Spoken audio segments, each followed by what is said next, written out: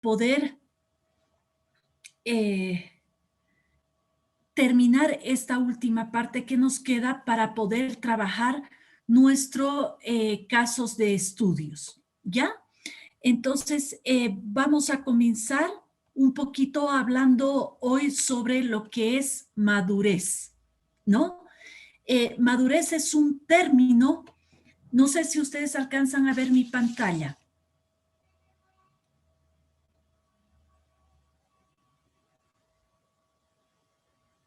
¿Alcanzan ya a ver? Sí, listo. Ana Machet dice, sí, se ve. Buenas noches, muchas gracias. Entonces, como les decía, madurez es un término que nosotros utilizamos mucho en lo que es psicología educativa. Entonces, la madurez escolar se refiere a la posibilidad que el niño tiene al ingreso del sistema escolar y que posea un mismo nivel de desarrollo. Es decir, que nosotros llamamos que un niño está maduro cuando él tiene sus habilidades básicas necesarias para ese grado, ¿no? Entonces, nosotros vamos a ver que este desarrollo, estas habilidades, ¿no? Tienen que ser físicas, psíquicas y sociales.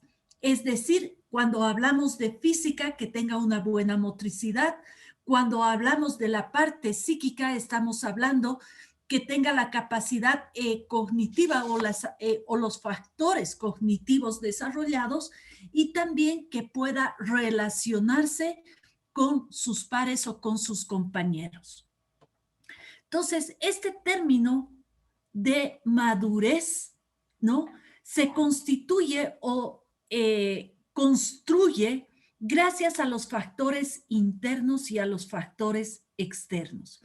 Es decir, a la parte biológica, anatómica, fisiológica, ¿no? Que también incluye todo lo que es el factor nutricional. Un niño tiene que estar bien alimentado, bien nutrido, y también tiene que ver con la parte afectiva dentro de lo que es el factor interno, ¿no? Que ese niño esté bien, que sea querido, que sea aceptado, que sea cuidado, que sea protegido, etc. Y también dentro de los factores externos está la estimulación y la adaptación. Es decir, la estimulación que recibe de los padres, que recibe del medio externo, para que él pueda ir madurando. Entonces, ¿cómo la definimos la madurez escolar?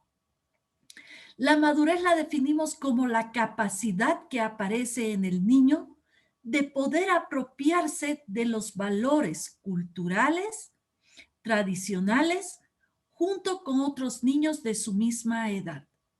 Es decir, que cuando se apropia de todo esto, nosotros vamos a hacer la comparación con los otros niños que tengan su misma edad cronológica. Por ejemplo, cuando nosotros decimos que un niño tiene una madurez para poder leer, lo decimos cuando él ha desarrollado y tiene la capacidad, ¿no?, de tener una percepción visual, es decir, de ver los objetos pequeños. También la percepción auditiva de poder discriminar los sonidos de un sonido del otro, ¿no? Entonces yo voy a ver letras, yo voy a ver dibujos, yo voy a ver objetos, ¿no? Y los voy a diferenciar qué son. Y a la vez tengo que tener esa discriminación de sonido, ¿no? Por ejemplo, ver la D y la B tienen diferente posición en lo que es la barriguita. Entonces, eso es lo que el niño debe diferenciar. ¿A qué lado va la barriguita y a qué lado va la barriguita de la B y de la D? Y en el sonido, no solamente el sonido D, B, ¿no? Tiene que tener esa capacidad para poder discriminar, ¿no? Entonces, ahí nosotros vemos si el niño está maduro para poder entrar a lo que es el colegio. Ahora, muchos autores difieren en la edad, ¿no? La edad cronológica es algo que ha sido demasiada polémica en autores y también en las reformas y demás, ¿no? Pero lo que sí se ha visto que esta madurez, ¿no? Lo determina la parte biológica, la parte emocional, la parte ambiental, ¿no? Entonces, es bueno siempre trabajar con todo lo que es la estimulación en los niños, como hemos estado viendo estas noches, ¿no? Entonces, cuando hay madurez en los niños, ¿no? Cuando entran al sistema escolar, ingresan a prekinder o a kinder. Y ahí vemos si ellos están listos para poder realizar determinados aprendizajes. El estar listos quiere decir que nosotros estamos trabajando un aprestamiento. El aprestamiento no nos va a ir a decir si ese niño está preparado o está listo para el próximo aprendizaje. Por ejemplo, en pre-kinder, kinder, lo que trabajan las profesoras es el desarrollar la motricidad fina, todo lo que es pinza. Hacen ejercicios, ¿no? De bolitas, de pasar perlitas de un lugar al otro, de pelar arvejitas, ¿no? De pasar también harina de un lugar al otro para poder trabajar todo lo que es la pinza, ¿no? Se ensarta agujas, se hace collares, etc. Este aprestamiento que yo he realizado para la motricidad fina me va a decir si yo estoy listo para poder agarrar lo que es el lápiz y poder escribir, ¿no? De otra manera, también un aprestamiento dentro de lo que son las matemáticas es el aprender las posiciones. Arriba, abajo, delante, detrás, cerca, lejos. Derecha, izquierda, voltea por la derecha, voltea por la izquierda. Toca con tu mano derecha tu ojo izquierdo, ¿no? Entonces, eso nos está dando de que ese niño que ya ha aprendido todas esas funciones básicas o habilidades básicas, va a estar listo para poder, primero, reconocer los números, reconocer la cantidad para sumar y restar, y multiplicar y dividir. Entonces, todo eso del aprestamiento se trabaja en lo que es pre-kinder y kinder, ¿no? Se los prepara para que ellos puedan lograr un aprendizaje exitoso. Cuando se los prepara a estos niños, ellos van a estar listos para ingresar a un primero, ¿no? Y obtener todo lo que es su aprendizaje de la lectura, de la escritura y del cálculo, ¿no? Entonces, este aprestamiento es fundamental, es como la estimulación que realizamos al niño para que pueda aprender. ¿Qué son las funciones básicas que hemos ido hablando? Son determinados aspectos del desarrollo psicológico que evolucionan y condicionan lo que es el aprestamiento.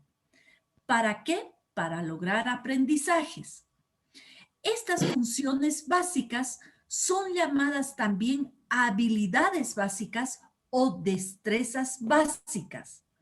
Dentro de estas funciones básicas que nosotros vamos a ver, ¿no? Está la coordinación visomotora, está la motricidad, está la percepción visual, está el lenguaje, está la memoria visual, está la memoria auditiva, está el esquema corporal, está la pronunciación. Entonces, todas estas funciones básicas, nosotros las analizamos, las estudiamos para ver si el niño ha alcanzado un nivel madurativo en relación a esto.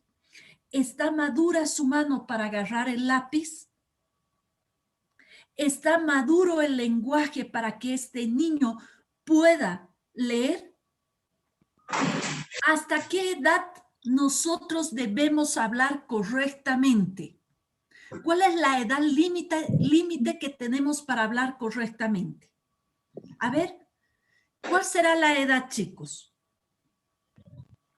5 años. Perfecto, muy bien. Nuestra edad límite son los 5 años. Podemos alargar un poquito en el término de que estamos terminando kinder, pero cuando ya entramos a primero, ese niño debe estar hablando correctamente, porque si no habla correctamente, él va a leer y va a escribir como está pronunciando, y por tanto va a tener dificultades en lo que viene a ser la comprensión. ¿Por qué? Porque si ese niño, por ejemplo, no pronuncia bien la R y dice pala en vez de decir para, cada uno tiene un significado diferente. Entonces va a tener dificultades. Al igual de lo que es el conocimiento del esquema corporal, que fundamental es para el aprendizaje que el niño conozca, se reconozca el cuerpo y también pueda reconocer el cuerpo del otro, ¿no? Ahí se va a trabajar lo que es la lateralidad derecha e izquierda, que nos va a ayudar para la orientación temporoespacial, ¿no? Entonces, todas esas funciones básicas son muy importantes. Entonces, ¿qué es lo fundamental? Que nosotros realicemos una estimulación psicosocial. Hay muchos psicólogos educativos que directamente trabajan, se dedican a hacer estimulación. ¿Y qué trabajan en estimulación? Trabajan todo esto, todas estas funciones básicas que hemos hablado para que el niño pueda alcanzar su madurez y él pueda aprender. Entonces, es toda esa estimulación que va a recibir del mundo exterior o de la persona que está trabajando con él, ¿no? También esto de la estimulación, la familia también debe colaborar bastante, ¿no? La familia no debe privarlos de lo que es el conocimiento de lo que son las cosas, porque se puede tener muchas dificultades posteriores, ¿no? Entonces, ya cuando nosotros, ¿no?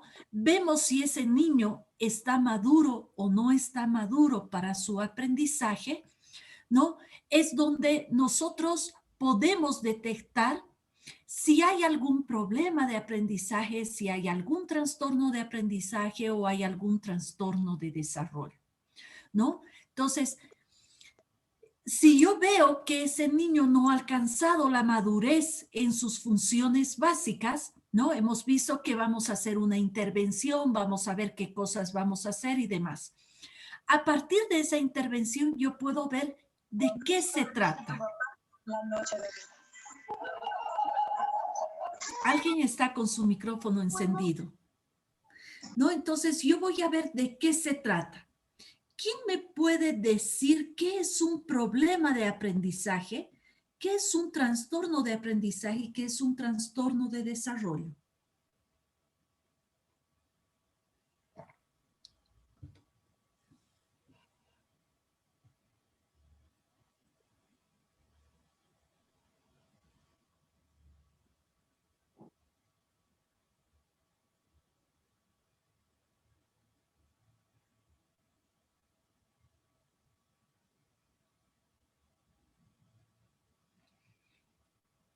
¿Alguien me puede dar una definición de cada uno de estos?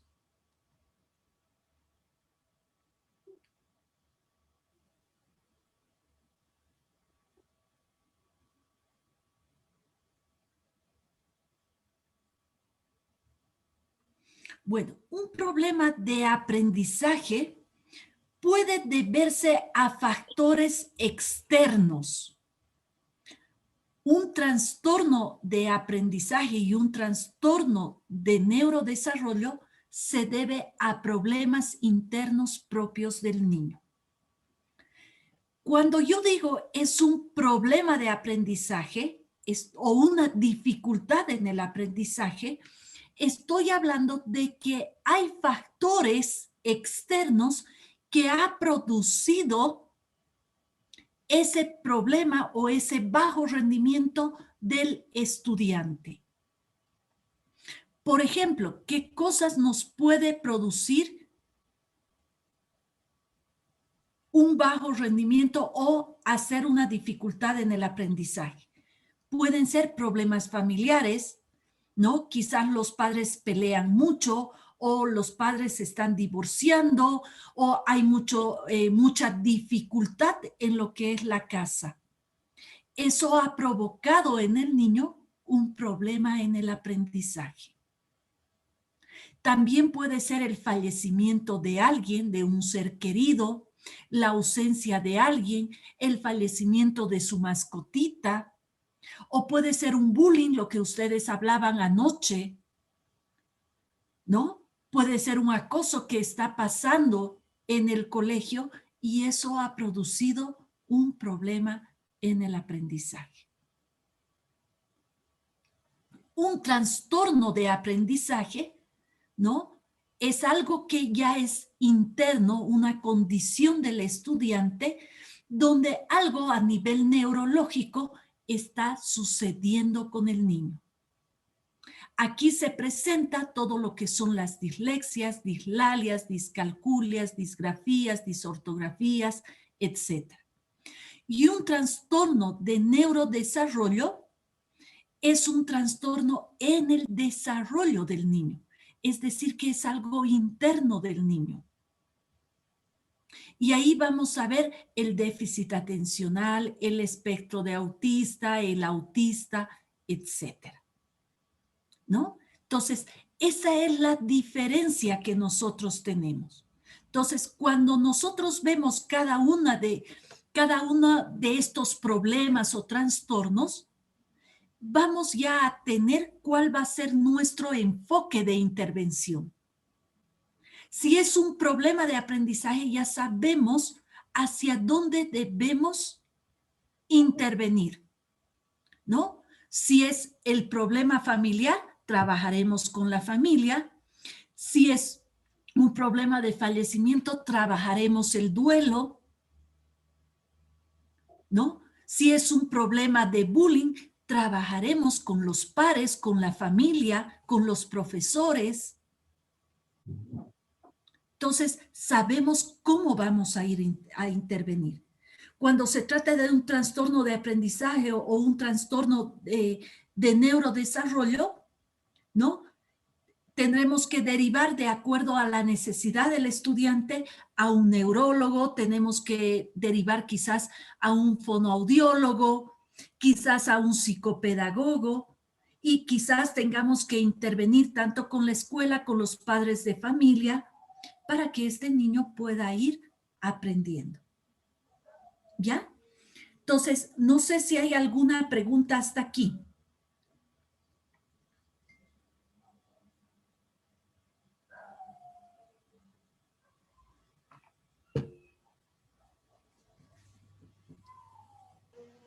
Dice, buenas noches. Tal vez, ¿qué herramientas podemos usar? ¿Cuáles serían nuestros instrumentos para detectar cada uno de ellos? Seguramente hay uno en especial que nos pueda ayudar, ¿no? Y poder actuar a tiempo. Ya, muchas gracias, Lourdes. De todas maneras, eso lo hemos conversado, lo hemos llevado anoche, pero lo voy a volver a decir, ¿no? primero, la primera persona generalmente que detecta cualquiera de estos problemas o trastornos es el maestro, ¿no? El maestro convoca a los padres y les dice, ¿saben qué? Su niño está con dificultades, no está pudiendo leer, no está pudiendo escribir. Necesitamos, por favor, que la psicóloga lo vea. Entonces los padres van, buscan a la psicóloga, hacen toda la entrevista y demás. A partir de la entrevista que nosotros realizamos, ahí vamos a ver más o menos qué hipótesis nosotros nos planteamos. ¿Qué está pasando con ese niño? Si me ha hablado que es un niño inquieto, que está saltando, que se distrae y demás, mi primera hipótesis quizás sea que estamos hablando de un déficit atencional. Entonces estamos hablando de un trastorno de neurodesarrollo. Entonces yo para mi intervención, ¿no? Voy a ver si necesito un vender, ¿no? Para ver todo lo que es la percepción visomotora y ver además si hay algún daño cerebral mínimo. También puedo pensar en la aplicación de un WISC para ver su inteligencia, pero no solamente el ver el número, ¿no? El catalogar y decir tiene una inteligencia promedio, sino para ver cómo funciona su velocidad de procesamiento, cómo funciona su operatividad de trabajo, que esos son los indicadores de lo que es el déficit atencional, ¿no? Y quizás trabajaría también con un proyectivo para ver la parte emocional, cómo él está. Usaría quizás un pata negra o usaría un DFH, ¿no? Entonces, es la entrevista la que me va a dar esa situación.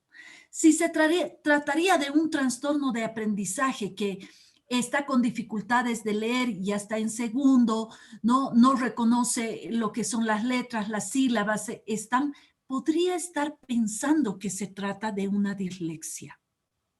Pero en segundo, yo no puedo diagnosticar una dislexia como tal. Yo puedo ver indicadores, síntomas de la dislexia.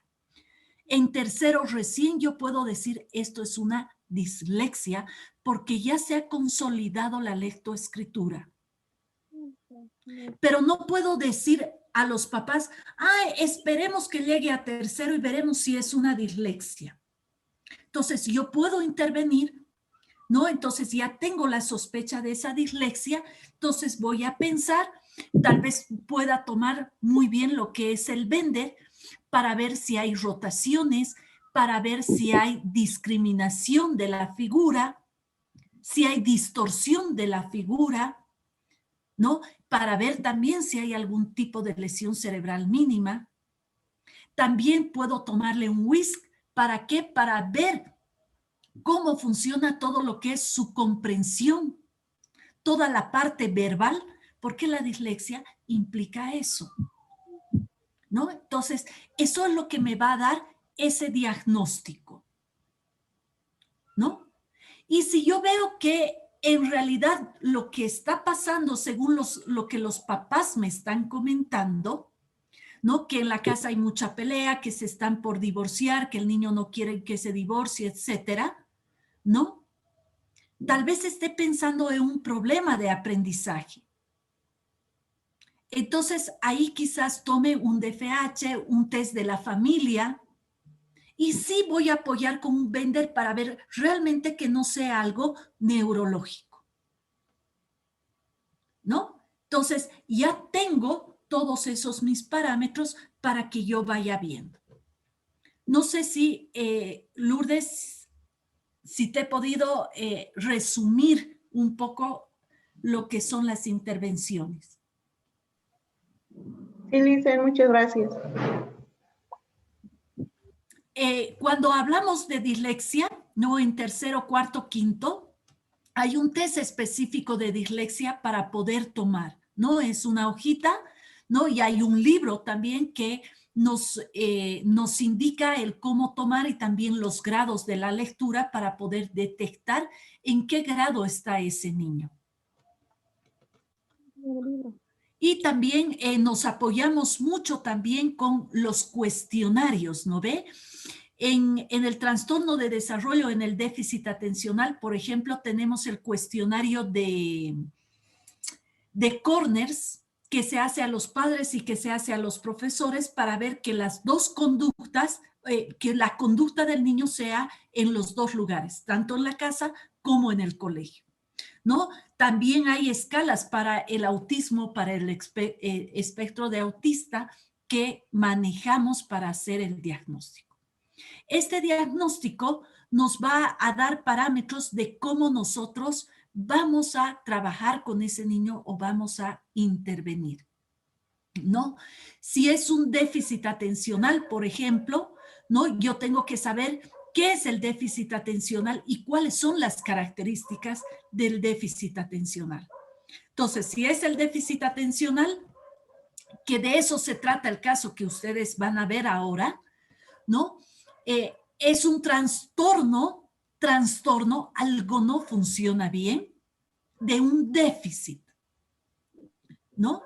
Entonces, no es una enfermedad, ya es una condición, quiere decir que eso no va a tener cura. Entonces, nosotros nos vamos a enfocar a que el niño aprenda a manejar esos sus síntomas. ¿Cuál es la sintomatología? Falta de atención en todo lo que requiere un esfuerzo mental sostenido. Puede ser impulsividad, puede ser hiperactividad, como puede ser hipoactividad. Entonces, si hay hiperactividad, yo recomendaré a los papás que lo lleven a un deporte para que puedan canalizar su energía y que además eso le va a ayudar en su impulsividad y demás. Y en la atención haremos ejercicios atencionales, haremos un programa, etcétera, etcétera, ¿no? Entonces, ahí nosotros ya vamos a ir viendo todo lo que vamos a tener en la intervención. ¿Algo más?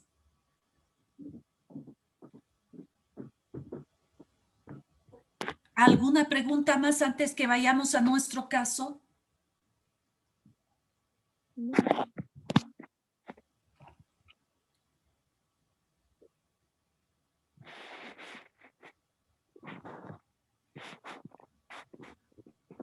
Perdón, le hice una pregunta más. Si queremos medir a un niño menor de 5 años, de 4, de 3, ¿con qué instrumento? Si hemos hecho un instrumento, si no me equivoco, el Denver, para niños de 1 a 2 años. Pero yo quisiera Ya, medir a un niño de 3, 4, antes de los 5. ¿Y cómo se podría estimular, digamos, en sus capacidades? perfecto. Muchas gracias, Lourdes. Cuando yo evalúo a niños de 0 a 5 años, 6 años, puedo usar las escalas de desarrollo que es el de Denver, ¿no? Es una escala donde nos dice a qué edades debes saber todas las cosas, tanto en la motricidad gruesa, en la motricidad fina, en el lenguaje y socioemocional, ¿no? Cuando yo evalúo, ¿no? Para ver la madurez de los niños, también, ¿no? Me gusta mucho utilizar el TEPSI. El TEPSI realmente es fabuloso, que es de 2 a 5 años, ¿no? Que también evalúa lo que es la motricidad, la coordinación y lo que es el lenguaje. Entonces, me da parámetros muy grandes para ver si ese niño está maduro o no, si ese niño está listo para continuar con su aprendizaje, ¿no? Yo trabajo con esos test.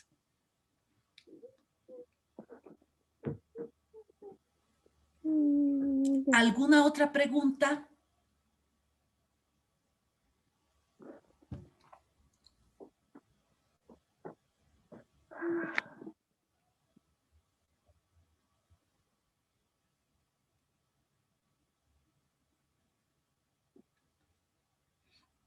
Anoche quedamos y alguien hizo la pregunta, ¿no? Cuando vieron el video, la psicóloga había hablado de todo lo que son los factores psicogénicos. Estos factores psicogénicos no se usan mucho en lo que es psiquiatría y ustedes lo van a leer en el DSM-5, DSM-4, no sé cuál manejan ustedes. o en el CIE-10, ¿no? Factores psicogénicos. Hace referencia a todo lo que es una enfermedad o un trastorno que haya sido producido por factores psicológicos o emocionales. Es decir, que si yo tengo algún problema, algún trastorno psicológico o emocional, ¿no? Eso ha producido una enfermedad en mí, ¿no? Por ejemplo, ¿no? Si yo padezco de un trastorno de ansiedad, ¿no? Quizás me falta aire, mi corazón se acelere, ¿no? Esté ahogándome, qué sé yo. Y yo puedo estar pensando que me está viniendo lo que es un paro cardíaco. A eso se llama factores psicogénicos. ¿Hay alguna pregunta más?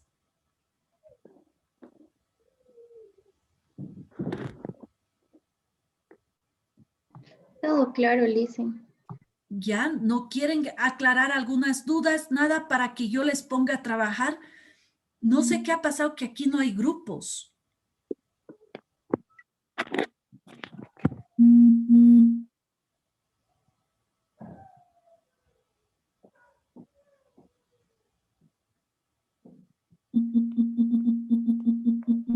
Algo ha pasado que no me han dejado habilitado lo de grupos.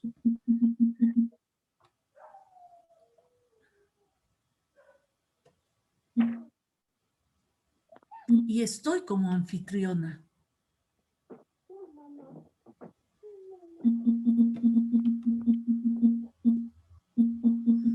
No hay grupos. A ver, vamos a ver un poquito el caso para que nosotros trabajemos. ¿Ya? Yo se los voy a presentar aquí el caso y lo vamos a trabajar. ¿Ya? Muy bien, este es el caso. Ya vamos a ver una viñeta clínica que se va a llamar Juan Carlos. Juan Carlos tiene 8 años y 9 meses de edad cronológica. Vive con el padre, la madre y el hermano mayor de 12 años.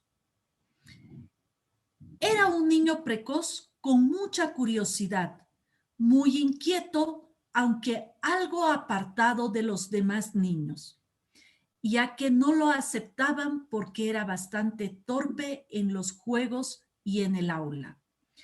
Además, las maestras comentaban que siempre estaba distraído, dejaba sus cuadernos en la casa o en el colegio, sus cuadernos eran desordenados, perdía sus chompas, lápices, borradores. No podía concentrarse en una actividad. No se quedaba quieto. Un favor, alguien está con su micrófono encendido y hay un ruido que no nos deja escuchar.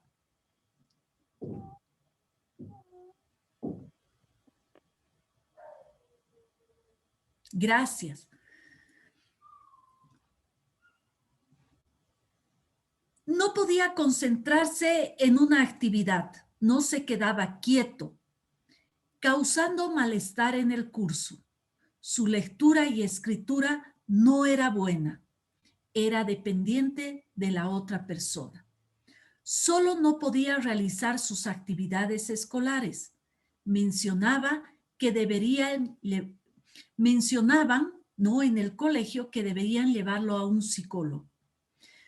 Pues aún cuando demostraba una inteligencia, ¿no?, su comportamiento era diferente al de los demás niños. A los padres siempre les había agobiado la idea de todo lo que su hijo estaba pasando en el colegio, ya que desde el kinder se olvidaba lo que aprendía, confundía colores, tenía etapas de agresividad, lo cual se repetía en los otros cursos. Tenía la necesidad de ser acompañado, no podía quedarse solo, lloraba, se provocaba vómitos. Decidieron llevarlo a un psicólogo, quien le recomendó una interconsulta con un neurólogo para que confirme el diagnóstico de un déficit atencional con hiperactividad asociado a una dislexia. Entonces, ahí le piden nuevamente al psicólogo de que le pueda ayudar ya teniendo el diagnóstico. Entonces, primero, lo que ustedes tienen que hacer es explicarme qué es un déficit atencional y cuáles son las características del niño. Segundo, ¿qué es la dislexia y cuáles son sus características?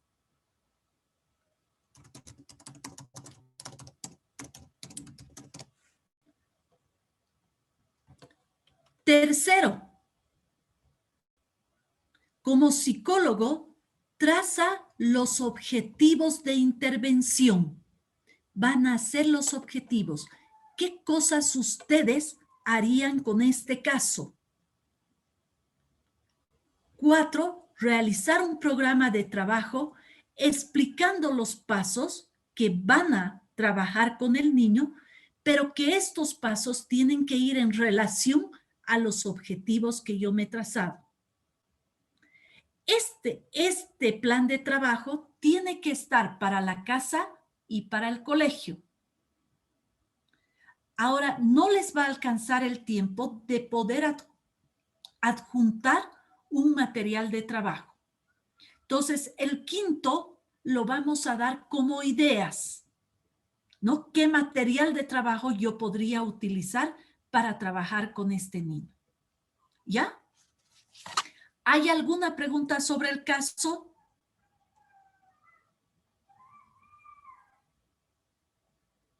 Pueden sacarle una fotito para que empiecen a trabajar sobre el caso.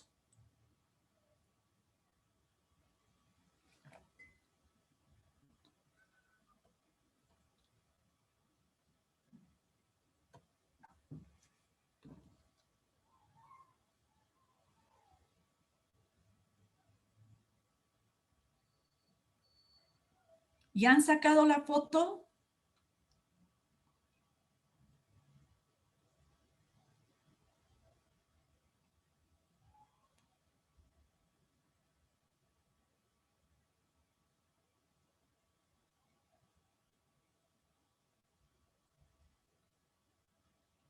Muy bien, ahora veremos si podemos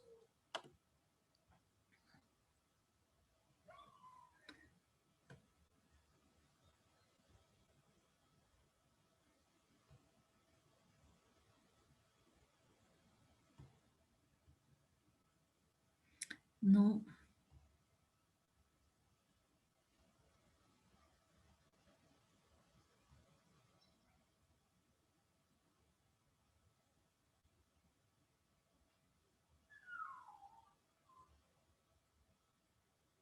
No, no hay para crear grupos.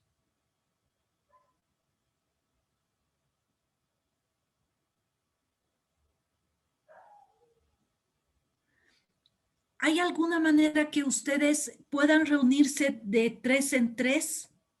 Que no sea aquí en el Zoom.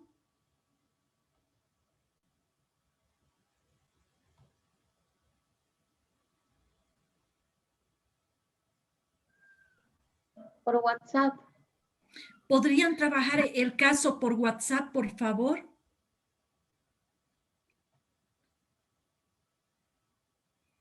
Ahorita están 2, 4, 6, 8, 10, 12. Entonces, si por favor pueden juntarse 1, 2, 3, 4 grupos. 4 grupos de 3. Con los mismos que hemos trabajado el anterior. Si ustedes desean, sí, que sería lo más fácil porque ya está creado ese grupo. Sí. ¿Ya? Tenemos, por favor, 20 minutos para el trabajo de eso. ¿Ya? Entonces, a -5 nos vamos a volver a juntar. Entonces, apúrense.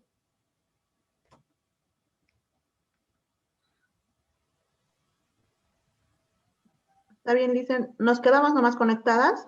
Sí, quédense conectados, por favor.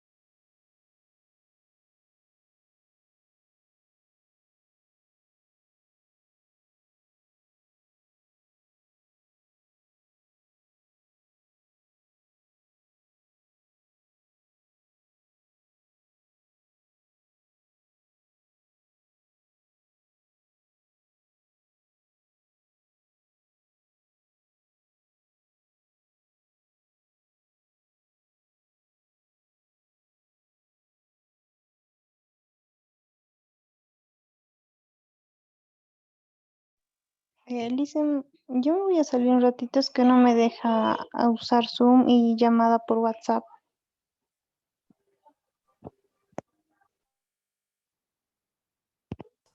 Ya, Giancarla, está muy bien, adelante. Lo mismo me pasa, Lisa. Ya, Daniela, pero vuélvanse a conectar, por favor. Muchas gracias.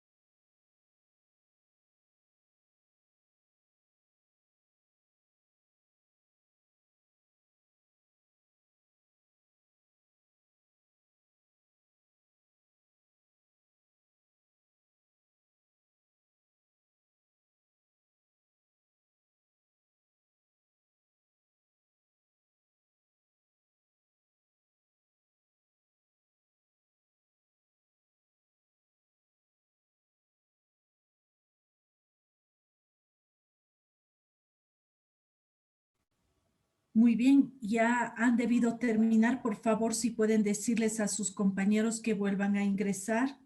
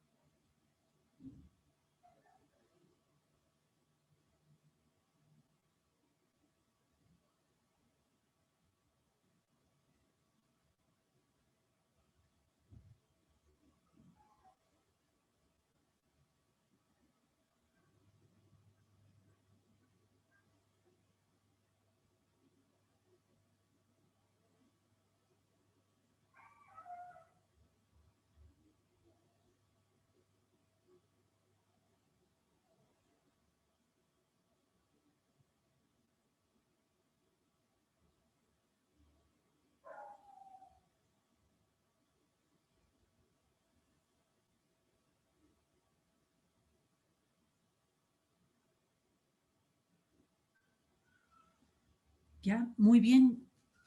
Chicos, por favor, comenzaremos con nuestras exposiciones hasta donde lo han hecho.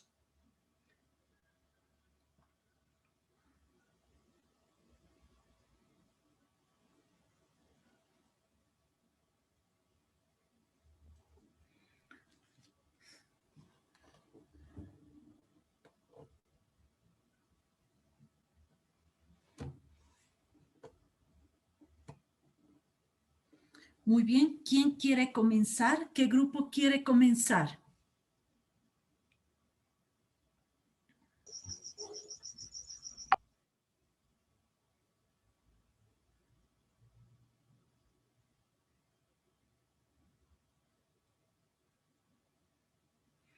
¿El grupo de Daniela?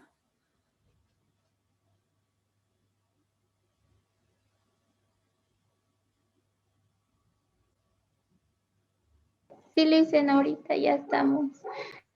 Perfecto, si quieren pueden compartir pantalla o lo que han trabajado, así lo vamos a ir viendo.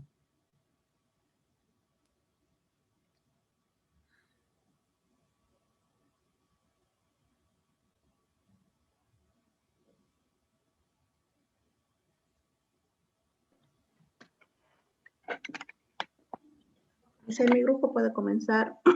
Adelante, Lourdes, muchas gracias. Maite, hemos hecho con la primera parte. ¿Podrías leernos el concepto? May, Bea está en mi grupo. May y Beatriz. Ya, perfecto, vamos, May, Beatriz. Ya, buenas noches, Lice. Primero es el concepto, ¿no? De lo que es el trastorno por déficit de atención e hiperactividad. Este se dice que se da con más frecuencia en niños que en niñas, y aparte de que se da por relaciones con problemáticas al bajo rendimiento escolar o que el niño está muy hiperactivo dentro de clases. También podemos ver que se da antes de los 12 años y en algunos casos se nota a la edad de los 3 años. Los síntomas pueden ser leves, moderados y graves. Por otra parte, hay 3 subtipos del trastorno, que es la falta de atención predominante, la conducta hiperactiva, impulsiva y predominante, y la combinación de ambas. Por ejemplo, en la falta de atención está que no es capaz de prestar atención una atención minuciosa a esos detalles y suele cometer errores por descuido en los trabajos escolares, por ejemplo. Tiene problemas para organizar tareas y actividades, se distrae fácilmente o se olvida de hacer algunas actividades diarias, como las tareas del hogar, por ejemplo, porque esto afecta a nivel social y a nivel académico. Por otra parte está la hiperactividad e impulsividad, que el niño está inquieto o da golpecitos con las manos, los pies, se retuerce el asiento, está constantemente moviéndose y habla demasiado. Tiene dificultades para esperar su turno también. Esto también puede ser por varios factores. Por ejemplo, puede ser por familiares consanguíneos, como padres o hermanos con trastorno por déficit de atención, u otro trastorno de salud mental. Por eso es que también está asociado al uso del DSM para poder ver qué otros factores están afectando. Está la exposición a toxinas ambientales como el plomo, que se encuentra principalmente en la pintura y las tuberías de edificios antiguos, o el consumo o un nacimiento prematuro. Y eso. Perfecto, May, muchas gracias. ¿Los otros grupos tienen algo que complementar a esta definición de lo que es el trastorno por déficit atencional?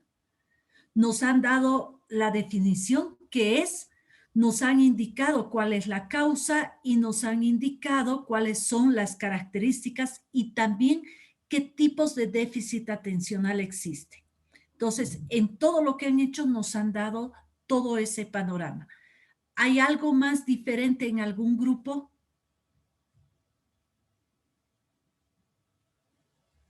Muchas gracias, Lourdes May. Ahora, la segunda pregunta, otro grupo, por favor. ¿Qué es la dislexia y sus características?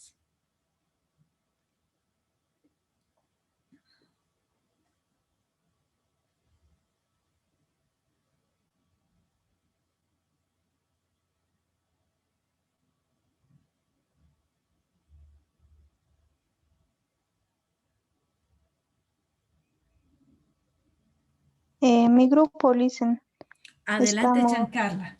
Viviana, Carol y Liz. Perfecto. La dislexia, como definición, un minutito, dicen, por favor. Es una alteración de la capacidad de leer por la que se confunden o se alteran el orden de las letras, las sílabas o las palabras. Y sus características, ¿no?, que tiene la dislexia es las dificultades en las funciones ejecutivas, o sea, le cuesta un poco en el lenguaje y la comunicación, también la lectura, afecta a la escritura, en la coordinación motora y orientación espacial. También tiene como síntoma que están asociadas a la comprensión del tiempo, eh, a una dislexia numérica o discalculia en algunos niños, y también síntomas relacionados con la capacidad de la socialización, ¿no? También se podría decir que hay tres rasgos, ¿no?, que son los más llamativos en los niños, que son esto que afecta en lo oral, eh, en la lectura, son los niños que evitan, ¿no?, leer, escribir, también en la escritura, las faltas de ortografía, ¿no?, las sustituciones, hay una inversión a veces en las palabras o omisión de algunas. Eso, Alicia. Perfecto, también hay justaposiciones. Muy bien. ¿Alguien más que quiera complementar algo, decir algo? Listen, la dislexia es un trastorno que aparece en sujetos con una inteligencia normal o incluso superior, sin ningún daño neurológico o físicos evidentes.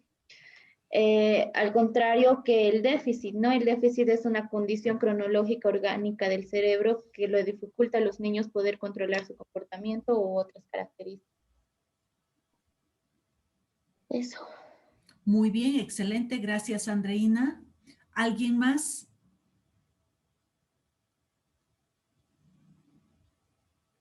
Muy bien, ahora vamos a comenzar con el grupo que no ha participado. Son dos grupos que no han participado. Con nuestra tercera pregunta, que era: como psicólogo, vamos a trazar objetivos de intervención. ¿Qué haríamos con este caso?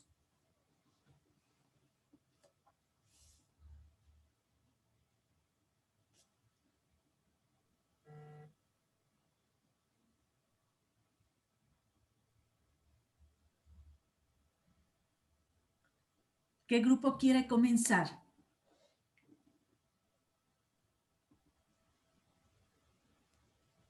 Licen, una pregunta. ¿La hora del juego está permitido para nosotros, para los psicólogos educativos? Claro, ¿O- claro que sí, Andreina. Nosotros trabajamos mucho con la hora de juego diagnóstica, ¿no? Para Ujú, hacer diagnósticos, también para hacer intervenciones, ujú. ¿no? Trabajamos harto y está re permitido. Oye, porque creo que es uno de los factores que se puede usar en este caso. A ver, quiero que vayan participando. Si quieren ustedes, no, ustedes acaban de participar. No, no han participado, Andreina, pueden participar. Es un grupo que no ha participado. Han acotado a lo que ha dicho el grupo de Giancarla, Liz, Viviana Carol Macias, listen. y Carol. Nos apuraremos, por favor. Esto dicen en los objetivos de intervención, ¿no? Sí, Bueno, tal vez primeramente, como el niño tiene dificultades para poder mantenerse quieto en un espacio y esto pues continúa, ¿no? Con diferentes actividades, entonces lo primero que podríamos trabajar es que pueda mantener la atención a través de pequeños ejercicios que sean progresivos para que pueda quedarse en un solo lugar y así trabajar de forma progresiva. ¿qué tipo de ejercicios trabajarían, Carol? Por ejemplo, poner al niño en una silla y digamos esto, pero tiene que ser dinámico, con juegos que te llamen la atención. O, por ejemplo, un ejercicio, sentarlo en la mesita, poner sus manos en la mesa y que puedan mantenerlo durante un tiempo, digamos, y así reforzarlo con estímulos ah, positivos. Eso dice. Ya, ya, Eso perfecto. si quieren. ¿Qué más? Mm, Lisa, una hipótesis que hemos sacado, digamos, después de que ya se tuvo la demanda del maestro, ya los papás ya tuvieron la conversación con la psicóloga de qué tiempo viene todo esto, ya se tiene algo. Sacando hipótesis, tal vez ya es algo, se tratara de un niño con déficit atencional, un TDA, por las características que ya tiene 8 años y esto viene desde el kinder y no se ha trabajado y ya se va presentando de una manera más fuerte la palabra, sino más significativa. Ya está causando otros efectos en él y en su ambiente. Entonces, después voy por más. Ya, excelente. ¿Y qué harías con todo eso? ¿Qué harías como psicóloga, Andreina?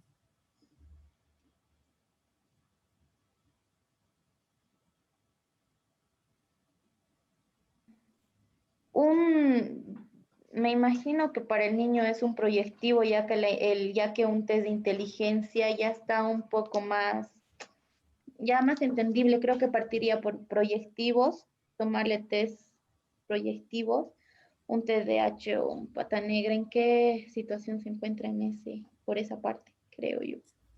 Ya, pero ya tenemos el dato, ya tenemos Creo lo que que es sí. el diagnóstico y Ujú, tienes el dato de que tiene malas relaciones interpersonales y ha causado un mal clima en el ujú, curso.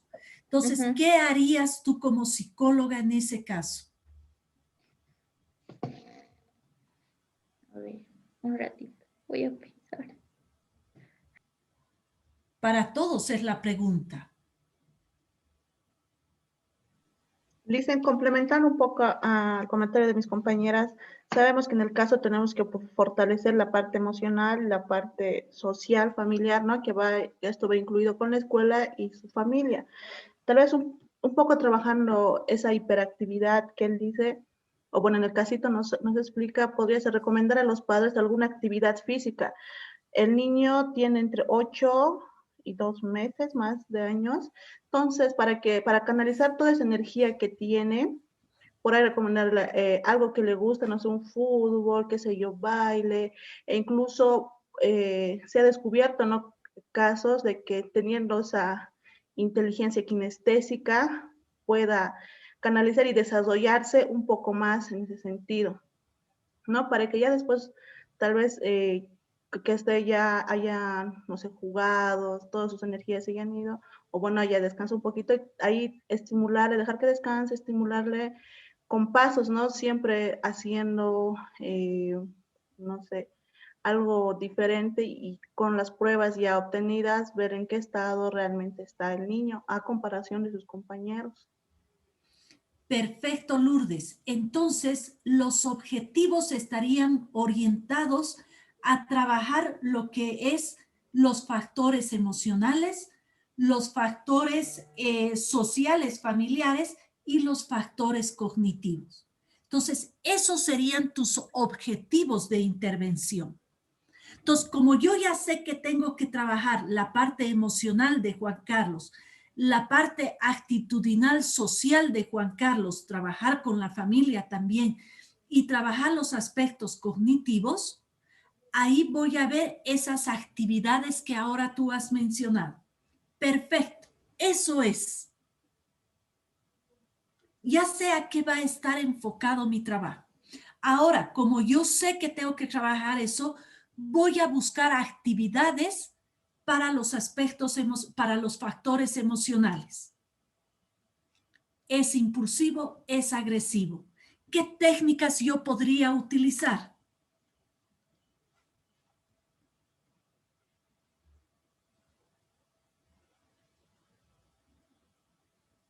¿Qué técnicas conocen para trabajar lo que son los factores emocionales?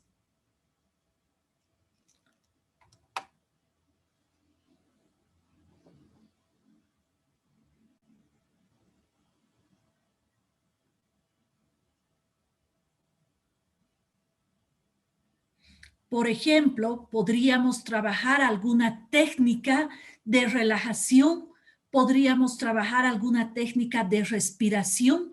Yo le podría enseñar la técnica del volcán para poder trabajar con la técnica de lo que es la tortuguita, ¿no? Entonces le enseño, le digo, cuando tú ya estés enojado, es como el volcán que va a explotar y va a salir toda su lava.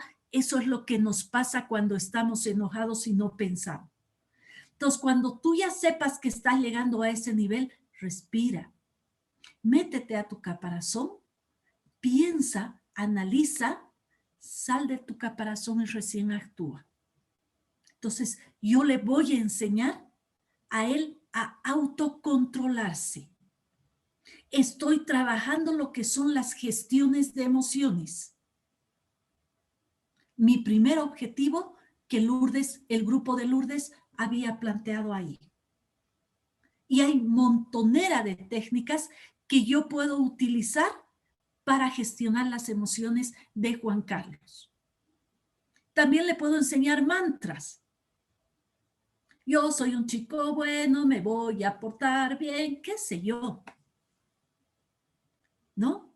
Entonces, ya he trabajado eso. ¿Qué actividades voy a hacer para trabajar lo social con sus pares? Haré talleres de integración, haré talleres de juegos, le pediré al profesor que lo incluya más. Haré actividades donde él pueda formar parte, ser un poco el líder, pero sin menospreciar o sin hacer a un lado a los demás. Pero voy a ir buscando actividades que él se incluya y que el grupo de sus pares lo acepten. Pero antes de trabajar esto, yo he trabajado lo emocional. Entonces, tú tienes que aprender a controlarte para no ir y que tus compañeros te rechacen. Porque si tú no has aprendido... Adelante, adelante. Disculpe, y aparte que el caso de Juan Carlos es un niño muy dependiente, ¿no? O sea, siempre está en la necesidad de otra persona que esté ahí, apoyándolo, observándolo, siempre necesita eso. Excelente, Andreina. Entonces, ahí voy a trabajar lo social familiar, ¿no ve? Orientaré a los padres a cómo deben dejar que el niño trabaje. Entonces voy a empezar con normas, voy a empezar con rutinas, voy a comenzar con organización, con planificación. Deje que el niño ponga su ropa sucia al tacho. Deje que el niño ordene su ropa.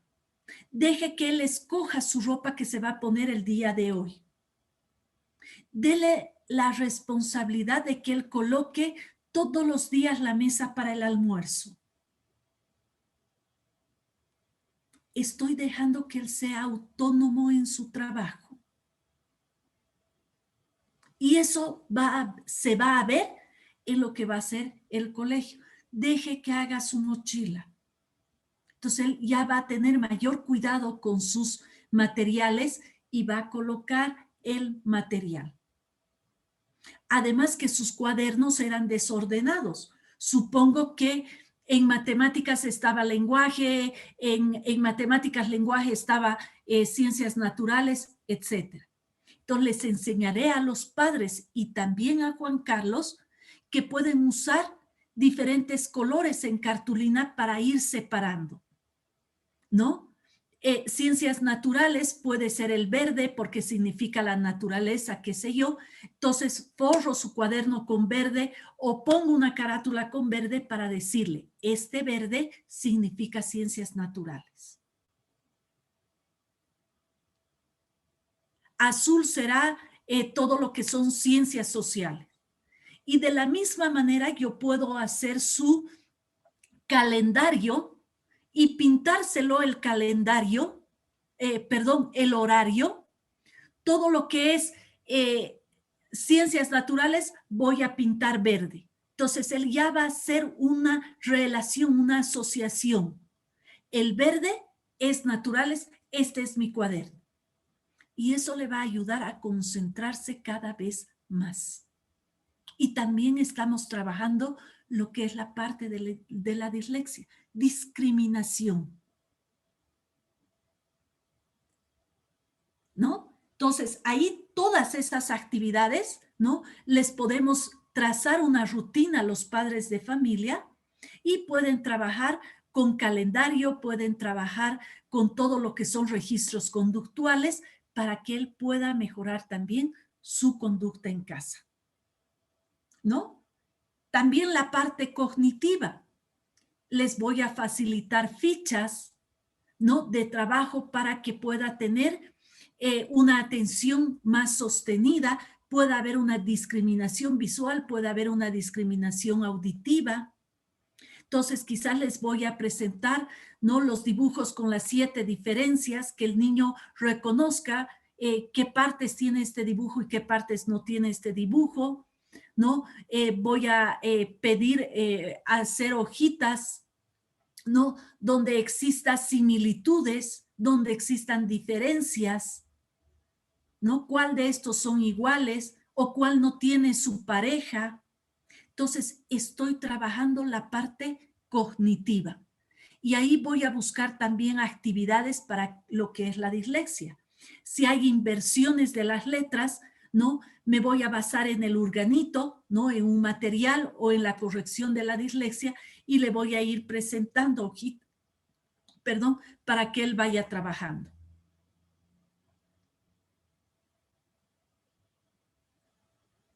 ¿Han visto cómo va la secuencia de trabajo? Primero yo veo cuáles son mis objetivos de intervención. Y a partir de esos objetivos, yo voy a ir teniendo mis actividades para la intervención. ¿Alguien que quiera acotar a esto? También, también yendo un poco en la parte en la escuela conductista, podríamos igual estimular todo eso con un poco de premiación en la escuela y también en la casa, ¿no? A los niños les gusta, les digan bien, ¿no? Y hay algunos colegios que usan estrellitas, en la casa, no sé, con algo que le guste, para que un poco estimule todas esas actividades que ya hemos mencionado. Excelente, muy bien. Utilizar reforzadores positivos para que esa conducta vaya desapareciendo. Excelente. ¿Qué más?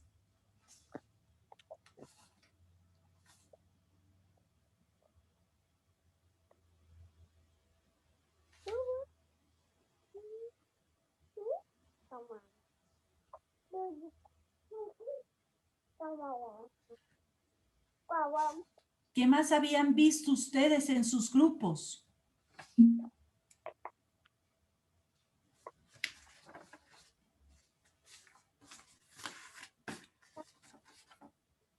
Muy bien.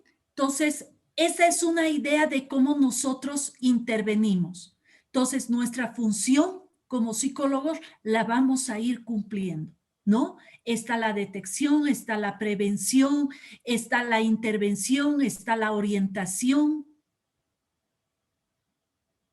¿no? Y para todo eso tenemos diferentes instrumentos de trabajo, ¿ya? ¿Hay alguna pregunta, alguna duda antes de que nos retiremos?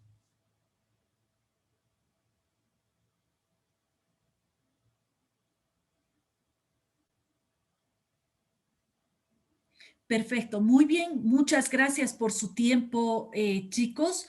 Les he estado mandando algunos libros para que ustedes puedan leerlos, revisarlos. Les voy a mandar 2 libros más de psicología educativa general para que ustedes puedan revisarlo. ¿Ya? Entonces, que tengan... Listen, perdón, una preguntita ahorita que me desocupé. Le quería preguntar, el informe, nosotros que realizamos el informe del psicólogo educativo, ¿es el mismo que podemos usar para las otras áreas que usamos o hay alguno determinado? Mira, yo no sé cuál es el informe que utilizan en las diferentes áreas, ¿no? Yo siempre les digo que este es un sello nuestro como psicólogos, ¿no? Que tenemos modelos dentro de lo que es el psicodiagnóstico. ¿Yo qué es lo que hago en mis informes?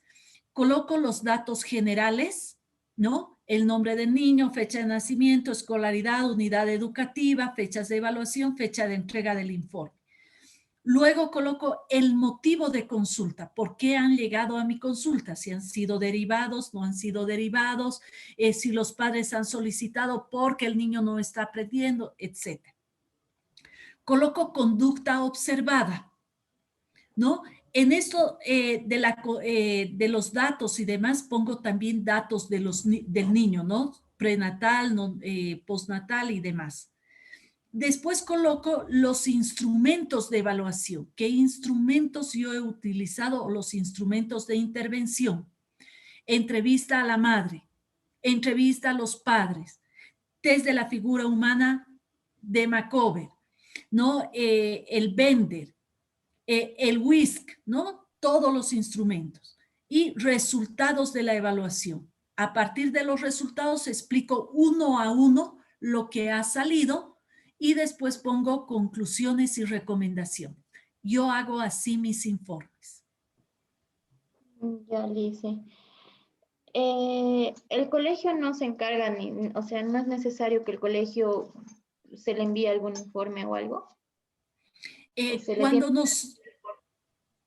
Cuando nosotros somos psicólogos escolares, es decir, que trabajamos dentro del colegio, ¿no? Sí emitimos informes, pero son informes cortos, porque en realidad no nos alcanza el tiempo para hacer toda esta batería de test. Imagínense, yo en mi colegio atiendo cerca de 700 niños.